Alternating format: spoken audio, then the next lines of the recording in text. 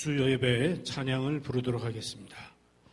오늘도 찬양과 말씀을 통해서 예배드리는 모든 분들이 병든 몸이 튼튼해지고 빈궁한 삶이 부해지며 또 날마다 순간마다 어려움 가운데서도 주님의 도우심을 바라보면서 특별히 내일 모레가 한국의 구정 설날인데 굳건한 믿음의 반석 위에 소망 가운데 살아가게 되는 새해가 되기를 간절히 바랍니다. 330장 고통의 멍에 벗으려고 1절 2절 간주가 3, 4절 하겠습니다.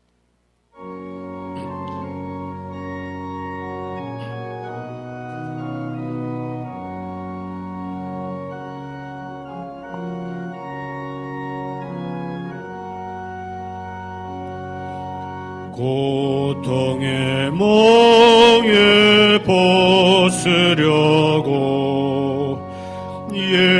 예수께로 나옵니다. 자유와 기쁨 베푸시는 주께로 옵니다.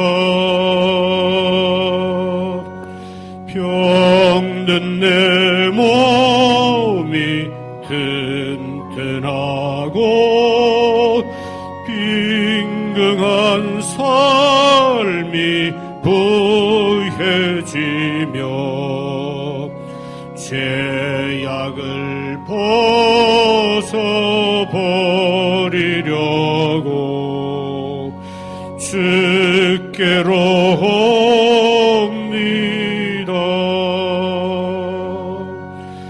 낭패와 실망 당한 뒤에 예수께로 나옵니다. 십자가 은혜 받으려고 주께로 옵니다. 슬프던 마음 위로받고 이 생의 풍파 잔전하며 영광의 찬송 부르려고 주께로 옵니다.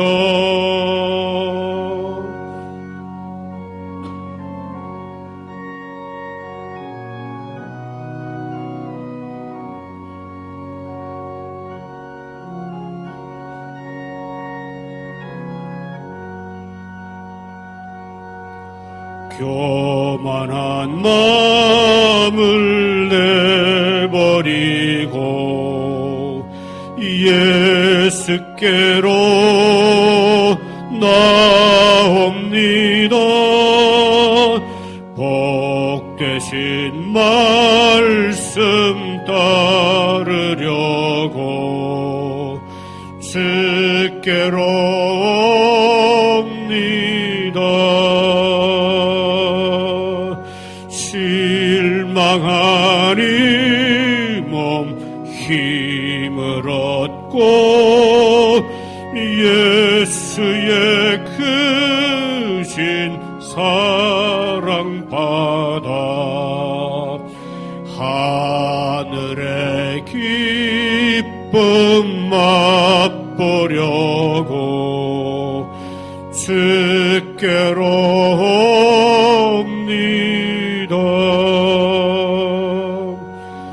죽음의 길을 벗어나서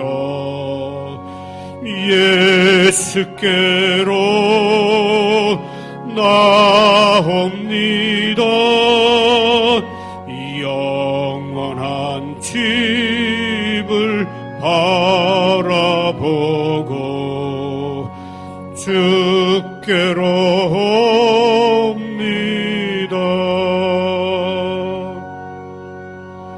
멸망의 폭우 헤어 나와 평화의 나라 다다라서 영광의 주를 배우려고 주께로 옵니다. 우리 복음성가 날마다 숨쉬는 순간마다 1절, 2절 간주하고 3절 하겠습니다.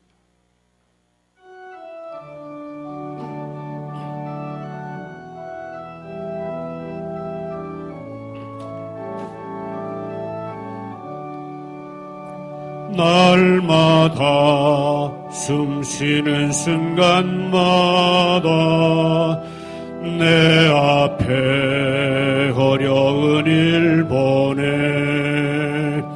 주님 앞에 이 몸을 맡길 때 슬픔 없네 두려움 없네 주님의 그 자비로운 손길 항상 좋은 것 주시도다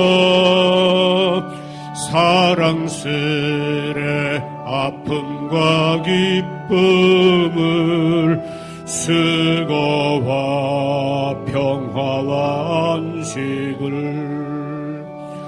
날마다 주님 내 곁에 계셔 자비로 날 감싸주시네 주님 앞에 이 몸을 맡길 때 힘주시네 위로함 주네 어린 나를 품에 안으시사 항상 평안함 주시도다 내가 살아 숨을 쉬는 동안 살피신다 약속하셨네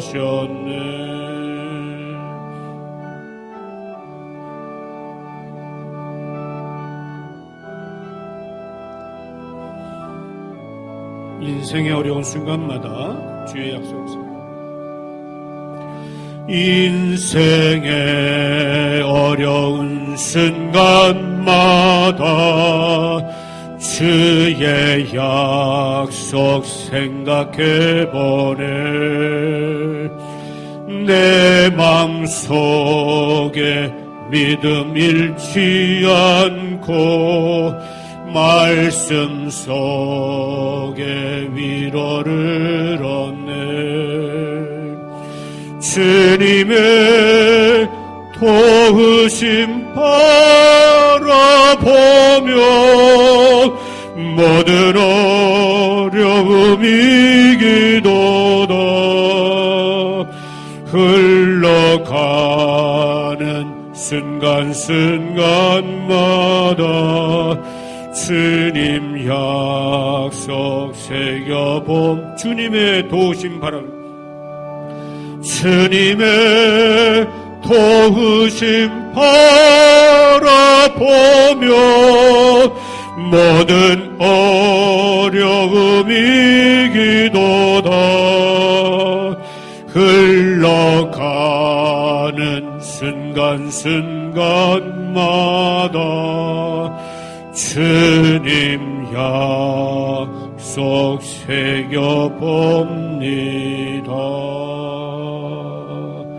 아멘. 찬송가 539장 이 몸의 소망 무행가 굳건한 반석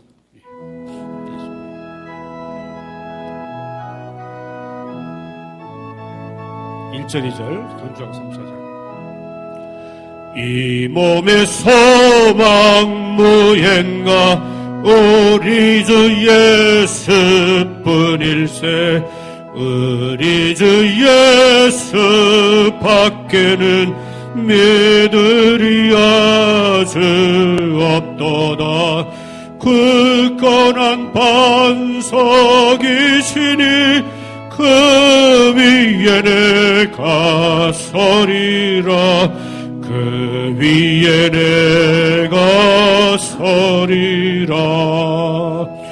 무섭게 바람 부는 밤 물결이 높이 설렐 때 우리 주 크신 은혜에 소망에 닻을 주리라. 굳건한 반석이시니 그 위에 내가 서리라.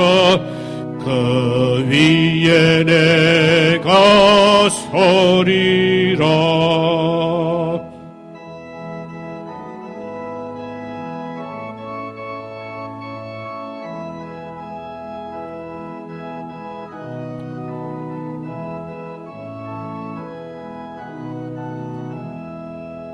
세상에 믿던 모든 것 끊어질 그날 되어도 그 주의 언약 믿사와 내 소망 더욱 크리라. 굳건한 반석이시니 그 위에 내가 서리라.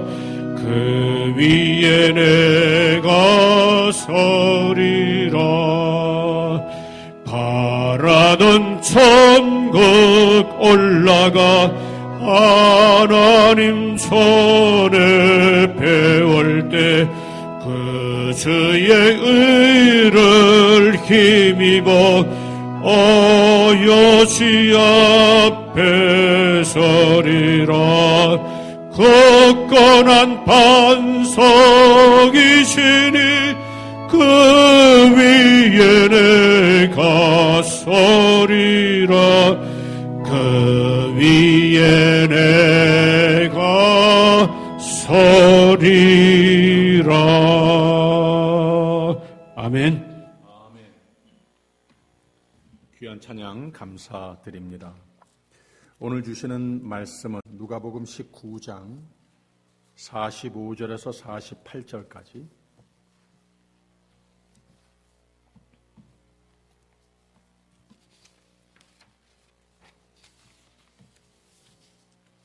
우리 다 함께 한 목소리로 같이 읽겠습니다. 시작. 성전에 들어가사 장사하는 자들을 내어 쫓으시며 저희에게 이르시되 기록된 바 내 집은 기도하는 집이 되리라 하였거늘 너희는 강도의 구혀를 만들었도다 하시니라. 예수께서 날마다 성전에서 가르치시니 대제사장들과 서기관들과 백성의 두목들이 그를 죽이려고 꾀하되 백성이 다 그에게 귀를 기울여 들으므로 어찌할 방침을 찾지 못하였더라. 아멘. 지난 두 번 말씀 공부 시간을 통해서 우리가 마땅히 하여야 할 일 1, 2 제목으로서 용서의 삶이 한 가지였습니다. 용서의 삶이라고 하는 건 그렇게 쉽지 않은 거라고 했죠. 그런데 한두 주간 곰곰이 생각을 해보니 한 가지 또 하나님께서 가르쳐 주시는 방법이 분명히 있습니다. 우리가 하나님의 은혜를 기억할 때 내가 용서를 한 것이 많은가? 살아오는 가운데 말이죠. 내가 용서한 것이 많은가? 용서받은 것이 많은가? 이게 곰곰이 생각을 해보면 아마도 용서를 받은 기억이 훨씬 더 많지 않을까 생각이 됩니다. 그렇게 은혜를 기억을 할 때에 용서를 할 수 있는 삶이 더 쉬워지지 않는가. 또 감사의 삶도 우리가 마땅히 하여야 할 일이라고 제목을 삼아 말씀 나눴습니다. 이것도 역시 쉽지 않습니다. 힘이 듭니다. 그런데 은혜를 기억할 때에 이 감사의 삶이 가능하다는 거죠. 내가 은혜 베푼 것이 많은가? 아니면은 은혜 받은 것이 많은가? 하나님과 나와의 사이에서도 또 다른 사람들과 관계를 맺는 가운데에 내가 은혜 베푼 것이 많겠지만 은혜 받은 것이 더 많지 않은가, 이런 기억을 더듬어 볼 때에 이 감사의 삶이라고 하는 것이 감사가 저절로 나오면서 나의 삶의 한 부분이 되는 것이 아닐까 생각도 해 봐야 합니다. 아무튼 하나님 말씀들을 통해서 예수님께서 가르쳐 주신 바 마땅히 성도가 하여야 할 일, 모든 세대에 마땅히 예수께서 부탁하시는 일, 성도의 삶에서, 교회에서 삶에서 용서의 삶과 감사의 삶이라고 하는 겁니다. 오늘 세 번째로 성도가 마땅히 하여야 할 일이라고 하는 제목을 붙여봤습니다. 아마도 예수님의 마음의 이 시점에서 이제 예수님께서 하나님께서 그에게 분부하신 이 지상 사역에서 마지막의 챕터를 가까이 다가오고 있는 그때였습니다. 지리상으로도 그렇고 그 사역 내용상으로도 그렇고 시간표상으로도 그렇고 예루살렘으로 가까이 오셨다고 하는 의미는 바로 그런 뜻을 가지고 있다고 하는 거죠. 그래서 이 시점에서 예수님의 마음에는 가장 중요한 것, 가장 마땅히 성도가 하여야 할 것, 이것이 마음에 있으신데 예수님의 왕권에 대해서, 하나님의 나라와 또 예수님의 하나님의 사람들의 삶 속에 왕권이 완전히 성립되는 것이 예수님의 마음에 참 중요했습니다. 두 가지가 이것을 증명해 주고 있는데, 예수님의 세상에 오신 것은 하나님의 나라를 새롭게 사람의 마음에 또 앞으로 장차 이루실 하나님 나라를 선포하시며, 즉 그 왕국의 왕은 예수님으로 믿고 영접하는 거라고 하는 거죠. 또 두 번째 이유는 예수님의 지상 사역상 하나님의 계획 가운데에 예수님의 생애의 궁극적인 목적을 이루는 그 시점을 지금 다다루고 있다고 하는 말입니다. 이 갈릴리와 유대 지대를 사역하시다가 지금 이 시점에서는 예수님의 사역 말기로 유대 지역을 큰 원을 그리면서 사역하시다가 삭개오를 만난 여리고를 거쳐서, 그게 19장의 첫 부분이죠, 예루살렘으로 다시 가까이 들어오시는 때를 기록하고 있습니다. 그래서 예수님께서 18장 31절에서 34절에서 37절에서 34절에 이런 말씀을 하셨어요. 예수께서 12 제자를 데리시고 이르시되, 보라, 우리가 예루살렘으로 올라가노니 선지자들로 기록된 모든 것이 인자에게 응하리라. 하나님의 뜻을 이루어가는, 매듭지어가는 이 시점에 왔다는 거예요. 인자가 이방들에게 넘기고 희롱을 받고 능욕을 받고 침뱉음을 받겠으며 저희는 채찍질하고 죽일 것이니 저는 3일 만에 살아나리라 하시되, 제자들이 이것을 하나도 깨닫지 못하였으니 그 말씀이 감추었으므로 저희가 그 이르신 바를 알지 못하였더라 라고 그랬습니다. 이 지리적 예수님의 사역 말기 시간표상 어떤 시점에 와 계신가를 잘 보여주는 것 아니겠습니까? 그리고 19장 11절에는 이런 말씀이 있어요. 저희가 이 말씀을 듣고 있을 때에 비유를 더하여 말씀하시니 이는 자기가 예루살렘에 가까이 오셨고 저희는 하나님의 나라가 당장에 나타날 줄로 생각함일러라. 예수님의 제자들은 예수님께서 하신 말씀에 대해서 완전히 아직 파악을 하지 못하고 또 나름대로 자기들이 기대하는 것들도 있고 그랬지만, 분명한 것은 어떠한 하나님의 나라를 건립하시는 건데, 그러면서 마지막으로 예수 그리스도가 성도의 삶과 하나님의 교회의 어떤 존재, 즉 왕이 꼭 되셔야 함을 가르치는 장이 곧 이 누가복음 19장 전체라고 하는 겁니다. 그래서 우리가 가장 마지막에 결론적인 부분을 45절에서 48절까지 읽은 겁니다. 바로 이 왕이신 예수 그리스도를 선포하는 교육적 기구로 예수님은 두 가지의 산 예화를 가르치시는 것을 알 수가 있습니다. 첫 번째가 열 문화의 비유이고, 두 번째는 예수님께서 나귀 타고 예루살렘으로 입성하시는 장면입니다. 두 가지 다, 첫 번은 조금 더 비유적인 내용을 싣고 있지만 이것 역시 그때 시대적으로 역사적인 사건을 배경 삼아서 예수님께서 비유화하셨다고 하는 거죠. 예수님 자신을 왕으로 나타내시면서 비유를 하셨다는 거예요. 그리고 나귀 타고 예루살렘을 입성하시는 것은 물론 우리가 그대로 그 장면이 거의 아주 샅샅이 눈에 보이듯이 예수님의 예루살렘 입성하시는 사건이 됐고요. 아무튼 이 열 문화 비유가 11절에서 27절까지의 내용인데 그 첫 보기에는 내용상 달란트 비유하고 아주 비슷합니다. 달란트 비유에 대해서 우리가 굉장히 익숙하죠. 그런데 예수님이 거의 비슷한 내용의 비유를 말씀하시면서 완전히 다른 목적을 싣고 있는 예화가 됐다고 하는 거예요. 그래서 그때 시대에 일어나고 있었던 그 정치의 세계에서 일어나고 있었던 그 이야기를 하면서 풍자화해서 예수님 자신을 하나님의 사람들이 또 온 세상에 오신 목적을 깨닫고 왕으로 받아들여야 한다. 이 메시지를 주신다고 하는 거죠. 그래서 이 달란트 비유는 단순히 5달란트 받은 종, 둘, 하나, 주인이 선택한 능력대로 받았다고 그랬죠. 그리고 충의껏, 충성껏 그것을 열심으로 일해서 주인께 다시 드려져서 칭찬과 더욱 큰 축복과 일의 기쁨을 받는 예기임과 동시에 여기에서는 5달란트, 둘, 하나 이런 차이가 있는 종들에게 나누어진 것이 아니에요.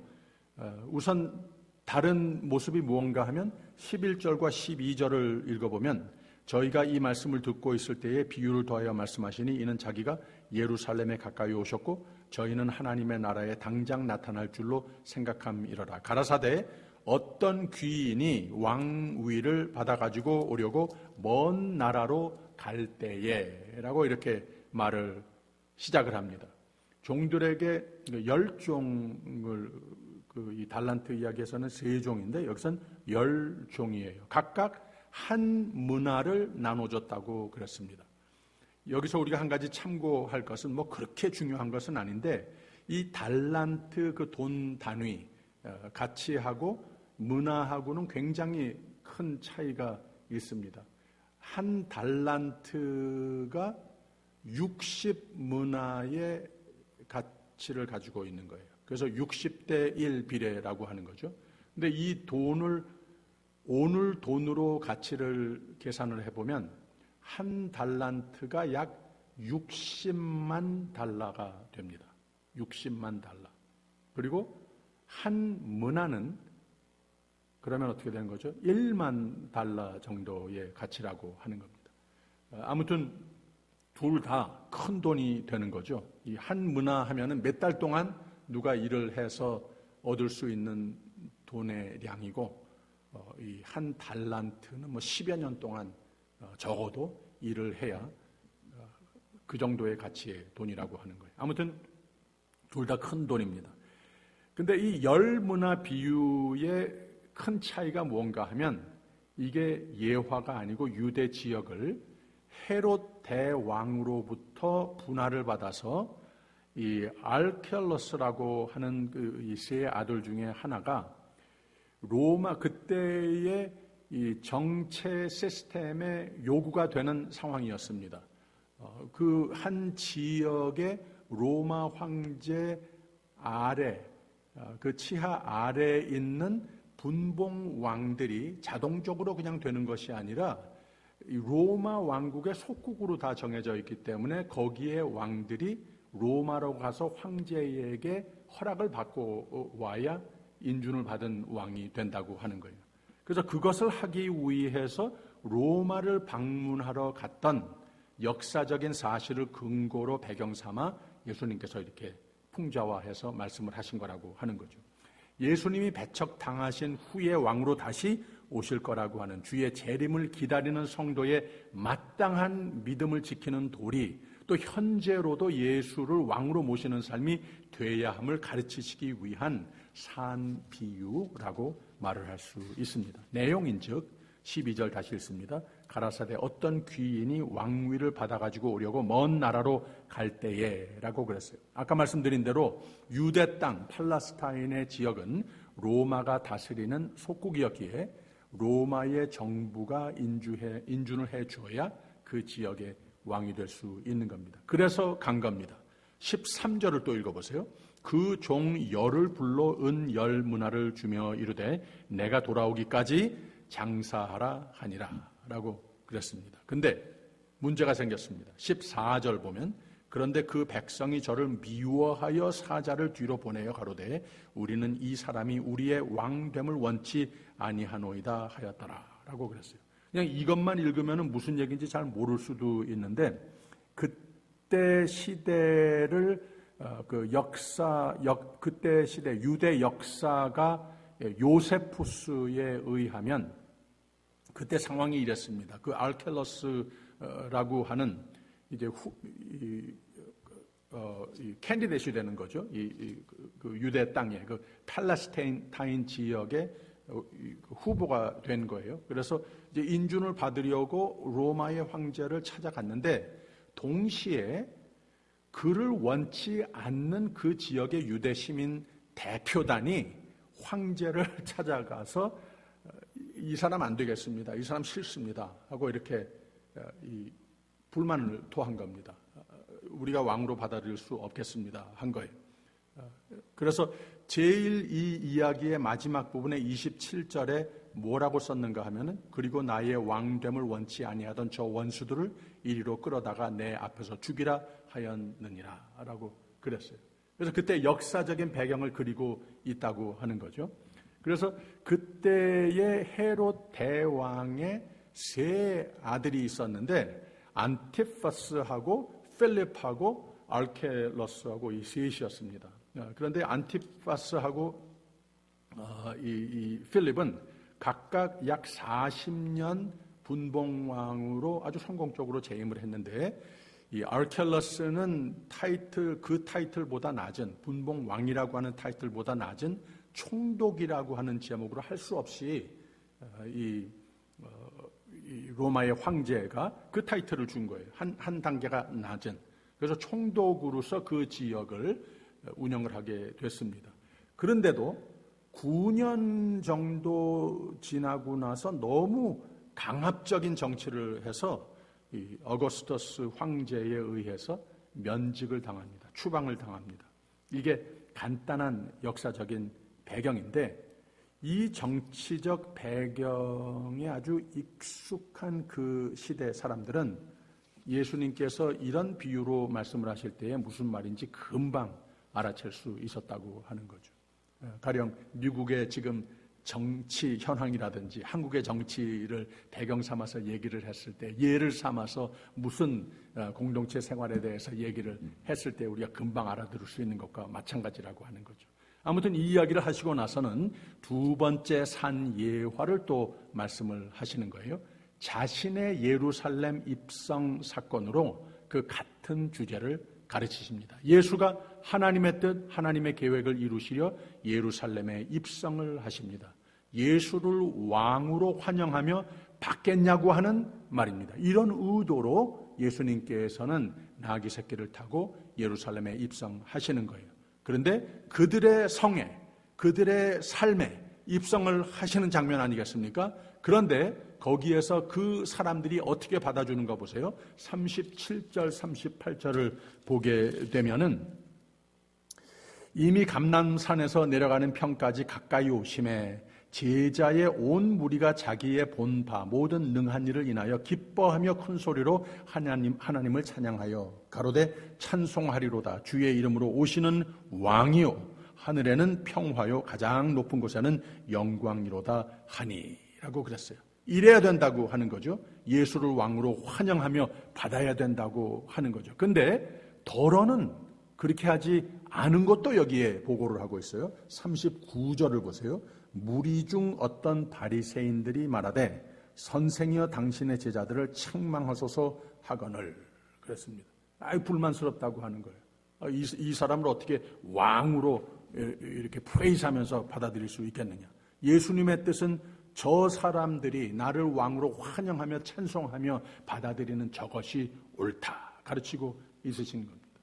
그리고 나서 이어서 41절에서 44절까지 이 이야기들이 꼭 다 따로따로 있는 이야기 같은데 예수님께서 한 가지 목적을 하나님의 사람들이 하나님의 나라를 건국하시고자 뜻을 이루고자 오신 예수를 왕으로 받아들여야 한다고 하는 것, 이 한 가지 주제를 가지고 이 모든 예화와 산예화와 또 예수님의 행동을 가리키고 있는 것을 알 수가 있습니다. 41절에서 44절까지 그 예루살렘 도성을 바라보면서 예수님께서 우시는 모습을 기록하고 있어요. 가까이 오사 성을 보시고 우시며 가라사대 너도 오늘날 평화에 관한 일을 알았다면 좋을 뻔하였거니와 지금 내 눈에 숨기웠도다. 날이 이를지라 내 원수들이 토성을 쌓고 너를 둘러 사면을 가두고 또 너와 및 그 가운데 있는 내 자식들을 땅에 메어치며 돌 하나도 돌 위에 남기지 아니하리니 이는 권고받는 날을 내가 알지 못함을 인함이니라 하시니라 라고 그랬습니다. 예루살렘, 즉 예수를 왕으로 영접하지 못하고 진리와 공의를 살아야 할 성도가 마땅히 예수를 왕으로 기다리고 모시고 살며 하나님의 뜻에 맞추어 하나님의 나라를 건설하여야 할 성도들이 오히려 타락과 핍박이 만연하는 이런 도성이 되어버리는 것을 애통해 하시면서 예루살렘의 멸망을 오히려 예언하시는 말씀을 여기서 가르치고 있는 겁니다. 그래서 분명히 이런 사건과 이 예화들을 종합적으로 우리에게 주시는 교훈이 분명히 있는데 이 두 가지 비유, 이 산 비유는 또 예수님께서 예루살렘 성을 바라보면서 우신 이유는 이 모두 다 예수께서 우리의 삶의 터전에서 왕이 되셔야만 한다고 하는, 그래야 내 삶을 통해 하나님의 나라가 하나님의 뜻대로 건설되는 것이다 라고 하는 교훈을 주시는 겁니다. 어느 세대나 이것은 다 동일하게 오늘까지 적용이 되는 가르침을 예수님께서 주시는 거라고 하는 거예요. 아니면 아니라고 하는 겁니다. 그러면서 한 가지 더 덧붙이신 교훈이 우리가 함께 읽은 45절에서 48절까지입니다. 우리 같이 한번 다시 읽어볼까요? 성전에 들어가사 장사하는 자들을 내어 쫓으시며 저희에게 이르시되 기록된 바 내 집은 기도하는 집이 되리라 하였거늘 너희는 강도의 구려를 만들었도다 하시니라. 예수께서 날마다 성전에서 가르치시니 대제사장들과 서기관들과 백성의 두목들이 그를 죽이려고 꾀하되 백성이 다 그에게 귀를 기울여 들음으로 어찌할 방침을 찾지 못하였더라 라고 그랬습니다. 이 성전 정화 사건이죠. 왜 이 사건이 여기에 붙어 있는가 하면 가까이 오사 성을 보시고 우시며 라고 하지 않았습니까? 그리고 곧 이어서 예루살렘의 멸망을 예언하지 않았습니까? 이렇게 되지 않으려면 그 도성의 중심을 이루어야 하는 성전의 정화가 얼마나 중요한가 또 가르치신다고 하는 거죠. 보세요. 히브리 사람도 오늘 우리도 건물에 너무 집착하는 것은 아니지만 이것을 우리가 예배당, 성전이라고 부르긴 하지만 하나님께서 거하시는 곳이 이 건물 안에만 국한된 것이 아니라고 하는 거 우리 다 잘 알고 있지 않습니까? 하나님께서도 성경을 통해서 우리에게 그 분명히 증명해 주십니다. 그리고 또 우리가 이곳에 와서 예배할 때만 하나님과 교제를 누리는 것 아닌 것 아니겠습니까? 우리가 어디를 가든 거기에 하나님이 다 와 계시다고 성경은 우리에게 가르쳐주고 있습니다. 그래도 성전은 우리가 눈으로 볼 수 있는 것이고 와서 경험을 할 수 있는 것이고 이 예배라고 하는 시간을 통해서 하나님의 영광을 보게 하고 하나님께서 이 시간을 주님 앞에 찬송과 예배를 드리는 것을 기뻐 흠양하셔서 우리에게 향한 하나님의 사랑과 우리를 선한 길로 인도하여 주실 확신이 이 예배 시간을 통해서 더 짙게 함께 우리 모두가 체험을 하게끔 돼 있다고 하는 거죠. 적어도 그것만큼은 진리입니다.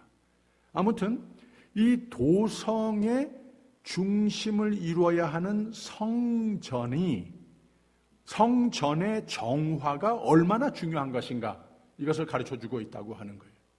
우리가 이곳만이 하나님을 만나는 곳이 아니라고 하는 거 분명히 알고 있지만, 바로 이 성전이, 그래서 히브리 사람들이 예배드리러 나올 때마다, 성전에 나올 때마다 올라간다라고 하는 표현을 한다고 하지 않았습니까? 그만큼 우리의 삶의 우선이 되고 중심이 되고 하나님을 더욱더 포커스해서 모든 에너지와 정성을 다 부어넣어서 분명히 만날 수 있는, 분명히 경험할 수 있는 곳과 시간이 성전이라고 하는 의미는 분명히 있다고 하지 않았습니까? 그런 차원에서 말씀을 하신다고 하는 거죠.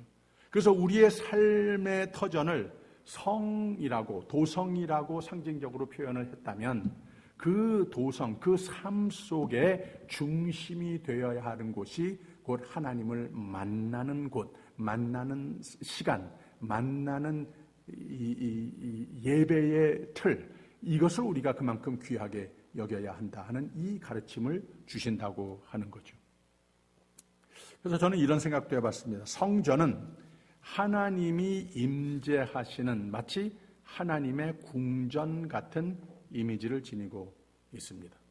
요사이는 한 나라의 대통령이 살고 있는 화이트하우스를 왕의 궁전이라고 표현하지는 않습니다만은, 전 세계를 둘러보면 아직까지도 그런 같은 개념이 있는 나라들도 있기는 합니다. 아무튼 우리가 하나님과 나와의 관계가 아주 거룩한 관계로서 매우 성례적인 마음으로서 하나님을 바라고 하나님을 만나고 하나님을 섬기고 하나님의 뜻대로 우리가 우리의 삶이 전개되는 것을 노력한다고 하는 삶, 이것은 마치 하나님께서 내 삶의 중심이 꼭 되시기 위해서 내 삶의 터전의 중심에 하나님의 궁전이 분명히 있다고 하는 거예요. 하나님이 거하시는 곳이 분명히 있다고 하는 거죠. 그러한 믿음을 가지고, 그러한 헌신적인 자세를 가지고 우리는 하나님께서 원하시는 예수 그리스도를 우리의 왕으로 모시는 삶이 비로소 가능해질 수 있다고 하는 겁니다. 이런 장소가, 이런 시간이 우리의 삶의 중심을 잡고 있지 않는다면 많이 노력을 하여도 우리 모두는 예수 그리스도를 내 삶의 왕으로 모신다고 하는 것, 표현은 할 줄은 아는데, 찬송을 부를 줄은 아는데 사실상 그것이 쉽지 않다고 하는 거죠. 그래서 기도하는 집, 즉 우리는 왕 되시는 하나님께서 거하시고 거기 갈 때면 이 하나님과 만나고 교제하고 삶의 터전에서 묻혀진 죄와 허물을 씻고 벗어버리고 하나님의 은혜와 사랑과 복을 누리며 빗나간 삶의 터전에 삶을 회개하는 곳이 성전 돼야 한다.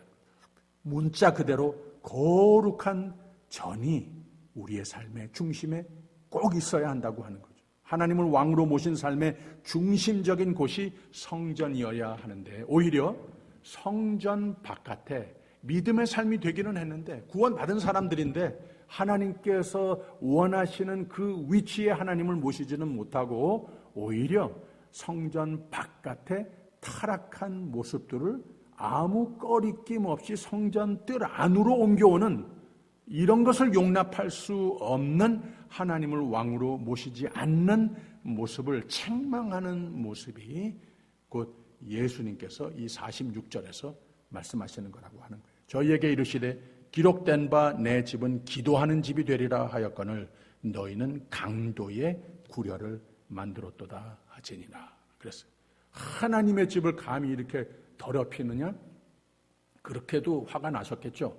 그렇지만 이렇게 너희의 삶의 중심에 하나님이 계시지 못하니, 하나님을 모시는 너희의 삶의 거룩한 하나님의 집, 하나님의 궁전이 없으니 너희의 삶이 어떻게 거룩하게 열매를 맺는 삶이 될 수 있겠느냐, 이렇게 안타까워하시면서 야단을 치시는 거라고 하는 거죠. 그래서 망가진 성전, 즉 성스러운 삶의 중심의 모습을 회복하시려 애쓰시는데 보세요. 47절, 48절에 있는 말씀. 예수께서 날마다 성전에서 가르치시니 대제사장들과 서기관들과 백성의 두목들이 그를 죽이려고 꾀하되 백성들이 다 그에게 귀를 기울여 들으므로 어찌할 방침을 찾지 못하였더라 라고 그랬습니다. 더러는 성전 정화, 성전 중심으로의 거룩 회복, 예수의 왕권 회복 노력이 있었다고 하죠. 더러는 예수를 그러나 받아들이지 않는 모습을 보고하고 있습니다. 바로 이렇게 19장 전부를 통하여 예수님은 참으로 복되고 생명의 삶이 되기 위한다면 그 삶의 터전에 왕으로 예수를 하나님의 뜻, 거룩을 모시고 섬겨라 하는 겁니다. 또 성전이 거룩하고 내 삶 전부의 중심, 우선이 되라 가르치고 있으신 겁니다. 참 재밌죠? 오늘 아침에 제가 장신대 전 총장 김인수 교수의 짧은 글을 하나 읽었어요. 가격과 가치의 차이라는 글을 썼어요. 거기에 베이스한 말씀이 마태복음 16장 26절입니다. 사람이 만일 온 천하를 얻고도 제 목숨을 잃으면 무엇이 유익하리요? 사람이 무엇을 주고 제 목숨을 바꾸겠느냐라고 하셨습니다. 가격과 가치의 차이와 무엇이 더욱 중요한 것인가를 가르치시는 말씀이죠. 사람은 어리석게도 참 가치 있는 것에 가치를 둘 줄 모르고 가격은 되어도 진정 행복과 하나님 뜻 안에 형통을 이루지 못할 세상의 것들에 그릇된 가치관을 정의하는 삶을 산다고 하는 말입니다. 금, 은, 보석, 좋은 재물들, 재산 이런 것이 가치 없는 것이라고 말하는 것이 아니라 가치 없는 데에 쓰여지면 가격이 많이 나가는 물건에 지나지 않고 가치는 없이 그냥 누구의 소유가 될 수 있다고 하는 말입니다. 빌 게이츠나 워런 버핏 같은 사람들이 천문학적인 가격이 되는 재산을 소유했습니다. 근데 그 재산이 가치 있는 자선업 차원의 대답은 쓰여졌을 때 그 재산이 가치가 부여된 것이고 그들의 생애가 가치 있는 생애가 된 겁니다.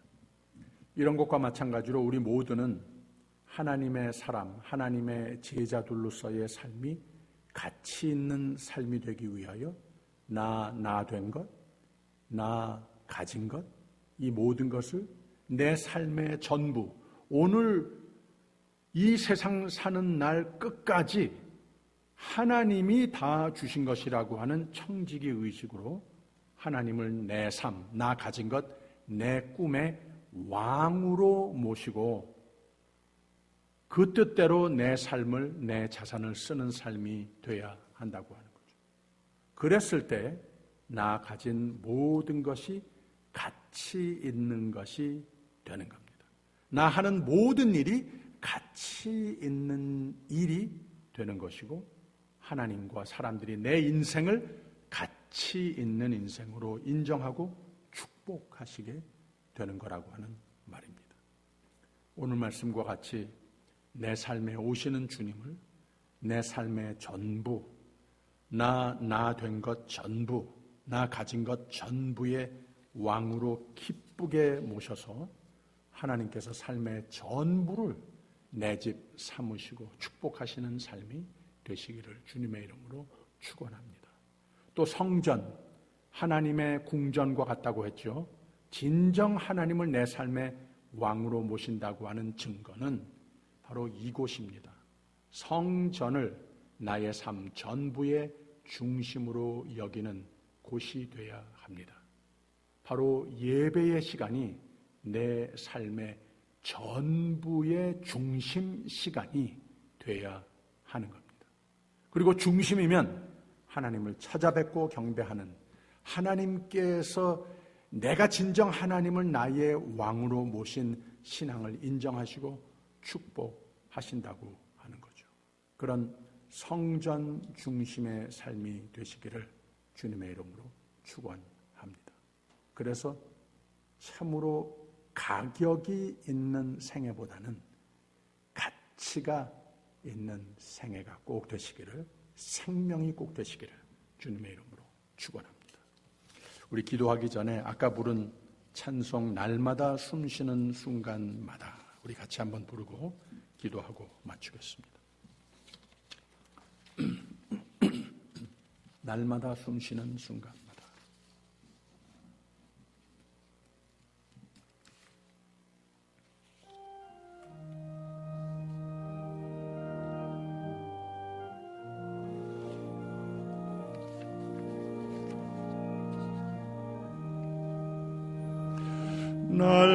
날마다 숨쉬는 순간마다 내 앞에 어려운 일 보내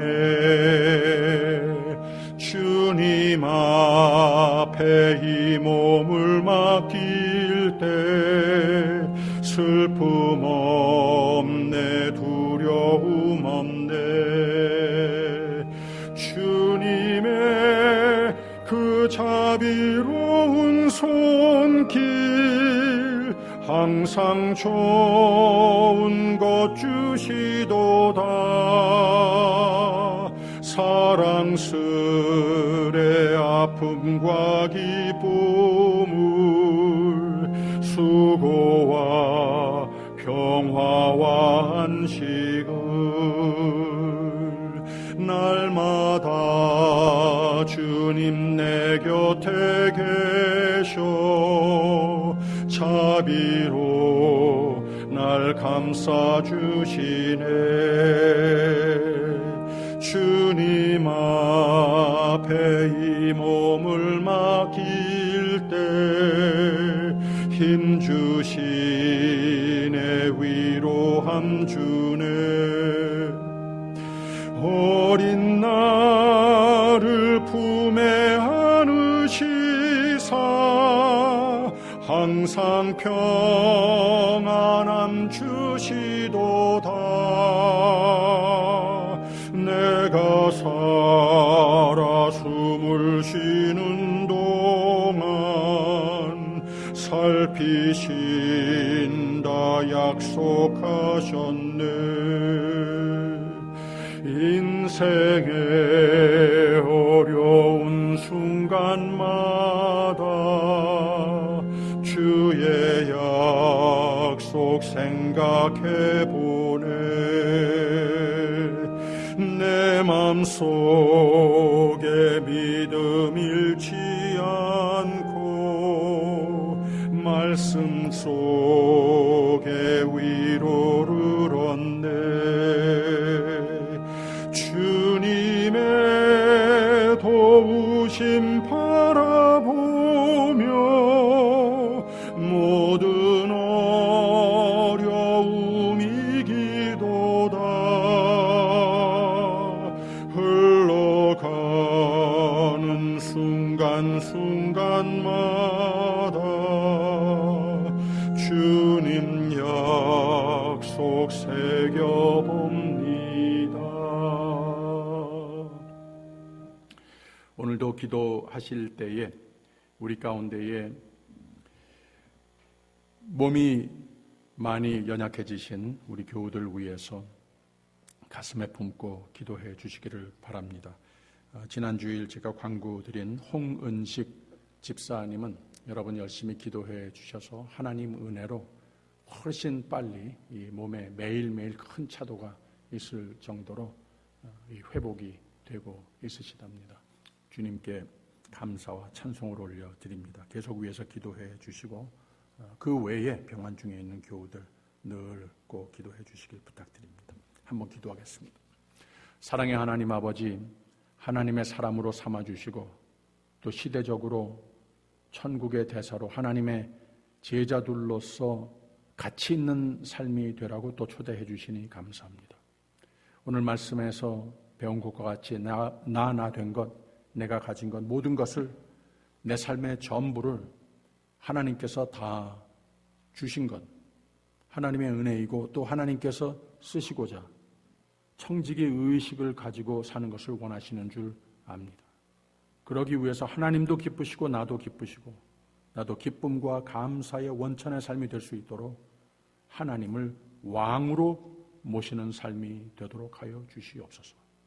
하나님의 말씀 속으로 늘 깊숙이 들어가고 늘 기도 충만, 성령 충만하여서 하나님 뜻대로 내 삶을, 나의 모든 자산을 하나님의 영광을 위해서 쓰는 삶이 되도록 인도하여 주시옵소서. 참으로 하나님 보시기에 기뻐하시고 가치 있는 삶이 되어서 하나님께서 빼놓아 축복하시는 귀한 신실한 주의 성도들의 삶이 되게 하여 주시옵소서. 참 우리가 건강을 비롯해서 이 세상 사는 가운데에 힘들 때가 많이 있습니다.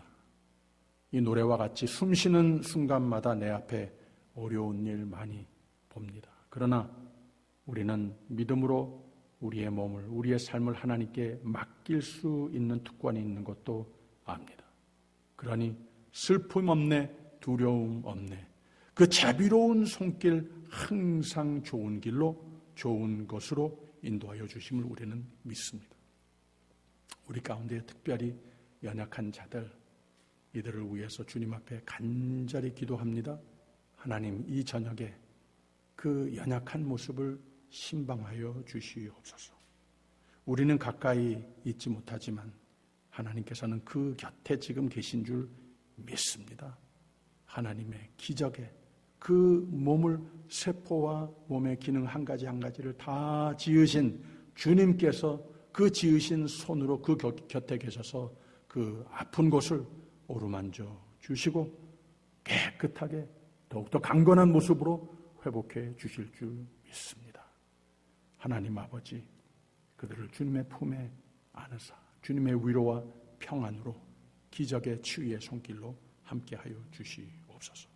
우리 모두 이 한 주를 지나는 가운데에 모든 것을 다 주님께 믿고 맡기는 가운데에 순간순간마다 주님의 약속을 새겨보며 승리하는 매일매일이 되게 하여 주시옵소서. 그러니 주님을 왕으로 모시고 사는 우리 모두의 삶이 되게 하여 주시옵소서. 감사드리며 예수 그리스도 이름으로 기도하옵나이다. 아멘. 하늘에 계신 우리 아버지여, 이름이 거룩히 여김을 받으시오며 나라의 임하옵시며 뜻이 하늘에서 이룬 것 같이 땅에서도 이루어지이다.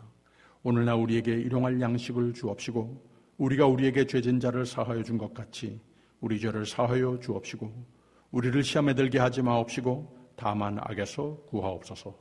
대개 나라와 권세와 영광이 아버지께 영원히 있사옵나이다.